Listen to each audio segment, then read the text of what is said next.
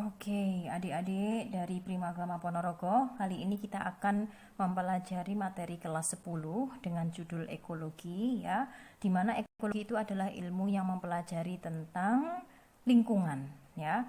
Nah, di mana nanti di lingkungan itu salah satunya adalah ekosistem. Nah, kita pasti sudah sering mendengar yang namanya ekosistem ya. Jadi ekosistem itu adalah hubungan timbal balik antara komponen biotik dengan abiotik, di mana komponen biotik itu adalah benda hidup, sedangkan komponen abiotik adalah benda mati. Nah, untuk komponen biotik sendiri, ini nanti benda hidup seperti manusia, bakteri, jamur, tumbuhan, dan sebagainya, itu nanti akan dikelompokkan lagi ya, akan punya istilah-istilah sendiri lagi, yaitu ada yang disebut dengan individu, ada yang disebut dengan populasi ya, ada yang disebut dengan komunitas, ada yang disebut dengan bioma ya, ada yang disebut dengan biosfer. Oke, jadi kalau kalian menemukan satu organisme, maka dia disebut individu ya. Ini hanya satu organisme atau hanya satu makhluk hidup. Kalau kalian menemukan dua atau lebih organisme yang sejenis, maka dia disebut dengan populasi ya, atau istilahnya kumpulan organisme sejenis. Nah, sama. Kalau dia ternyata berkumpul dengan organisme-organisme yang lain dan banyak, maka dia disebut komunitas. Jadi ini kumpulan beberapa populasi. Nah, katakanlah ada 10 semut dengan 11 rumput dengan 5 belalang. Nah, itu namanya adalah komunitas ya. Kemudian kalau bioma, nah ini adalah kumpulan dari ekosistem. Nah, ini adalah kumpulan dari ekosistem. Makanya nanti ada bioma hutan hujan tropis, ada bioma padang pasir dan sebagainya. Sedangkan biosfer ini adalah kumpulan bioma. Nah, kumpulan bioma berarti ini boleh juga atau disebut juga dengan bumi. Jadi bumi kita ini disebut biosfer karena di situ ada kumpulan beberapa bioma beserta atmosfer yang menyelimuti kumpulan-kumpulan bioma tersebut. Oke, ini adalah komponen biotik. Nah, sedangkan komponen biotik ini nanti kalau di dalam ekosistem dia akan dibagi lagi sesuai dengan peranannya atau berdasarkan fungsinya ya.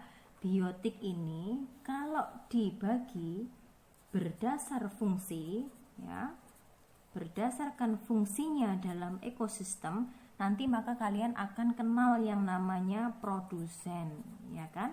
Kemudian ada istilah konsumen, kemudian ada istilah dekomposer ya, atau kalau kita seringnya menyebut pengurai.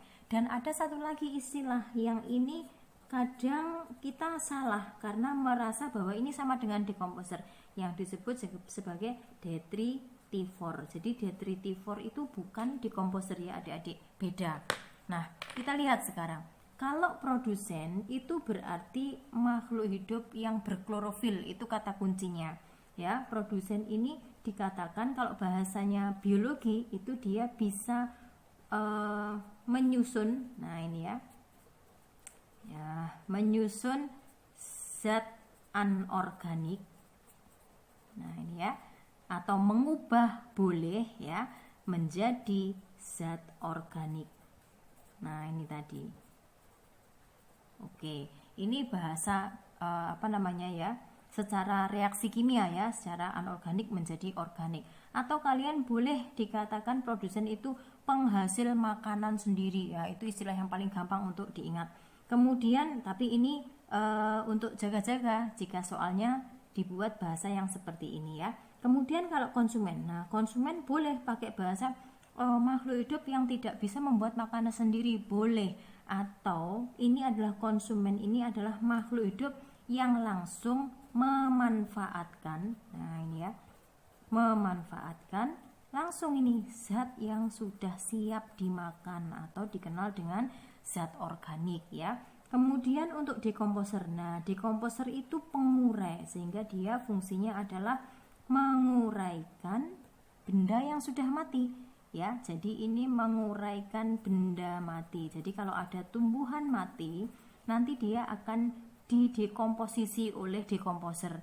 Nah ini contohnya adalah cacing, bakteri yang sudah sering kita dengar ya.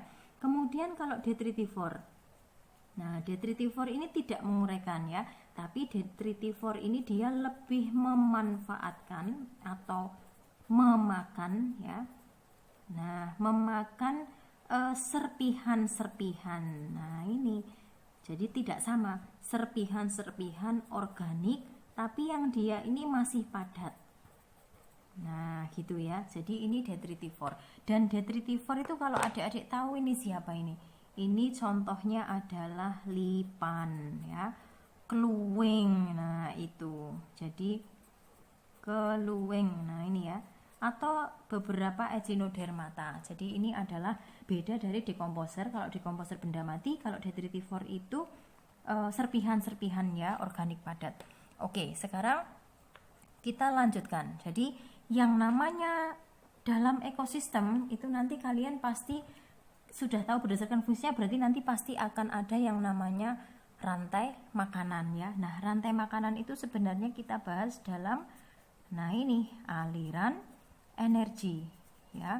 Jadi kenapa sih yang namanya komponen biotik itu harus berinteraksi dengan abiotik? Karena mereka tujuannya ini untuk mendapatkan energi.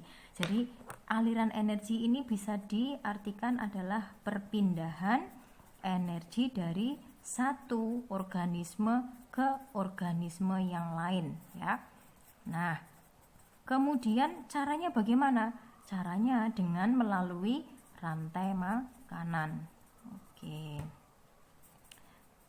Oke ya. Nah kalau sudah nanti berarti lewat atau melalui rantai makanan. Nah selama ini adik-adik pasti sudah tahu rantai makanan itu adalah proses makan dimakan secara berurutan ya, tidak boleh terbalik-balik. Nah mungkin ini yang baru bagi adik-adik, yang namanya rantai makanan itu ternyata ada 3 macam ya.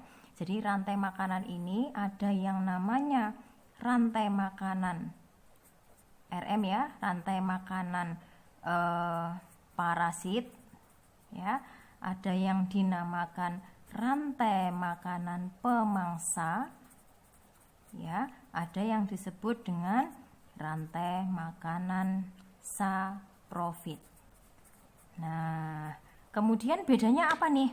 Kalau parasit berarti dia dimulai dari organisme parasit ya. Jadi ini dimulai dari organisme parasit. Contoh ya benalu, jamur yang parasit ya, atau hewan-hewan atau bakteri yang parasit ya. Kalau pemangsa berarti ini dimulai dari langsung ya, dari herbivora. Jadi kalau ada padi dimakan ayam berarti itu namanya rantai pemangsa. Kalau saprofit ini dimulai dari organisme saprofit ya. Organisme saprofit itu contohnya adalah termasuk jamur ya, tapi ini jamur yang memanfaatkan benda atau makhluk hidup yang sudah mati.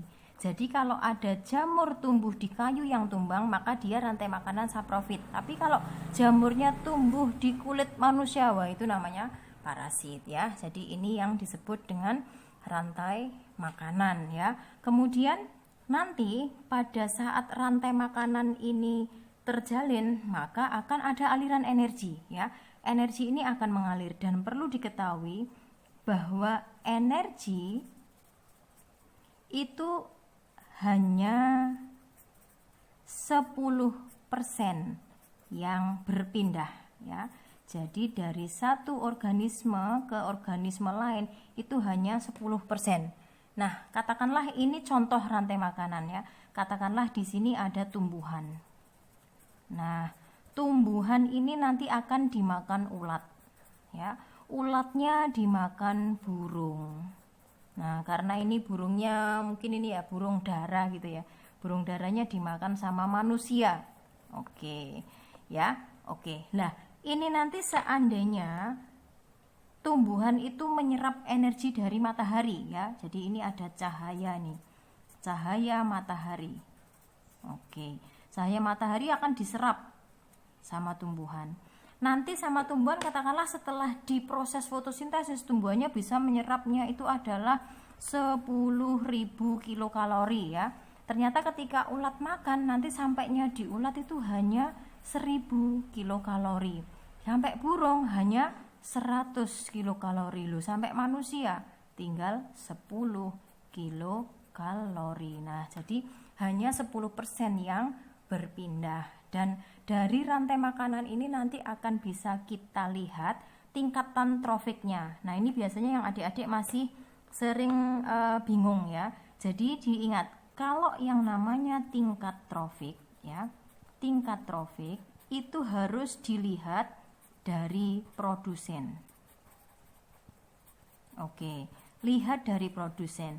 Dan yang namanya produsen itu pasti tingkat trofik 1. Nah ya, dan seterusnya kalau sudah tahu tingkat trofik satunya, maka nanti adik-adik akan bisa melihat tingkat trofik yang selanjutnya. Contoh, tumbuhan ini berarti tingkat trofik 1. Ulat berarti tingkat trofik 2. Kemudian burung kan makan ulat, berarti dia tingkat trofik 3. Manusia makan tingkat trofik 3 berarti manusia tingkat trofik 4. Nah, kalau seandainya tumbuhan ini langsung dimakan sama manusia, berarti manusia menjadi tingkat trofik 2. Ya, jadi seperti itu ya. Makanya nanti kan kalau manusia langsung memakan tumbuhan berarti energi yang sampai di manusia adalah 1000 kilokalori bukan 10. Nah, seperti itu ya adik-adik. Nanti kalian cermati lagi ketika mengerjakan soal yang berkaitan dengan identifikasi tingkat trofik. Oke, sekian dari saya, semoga bermanfaat.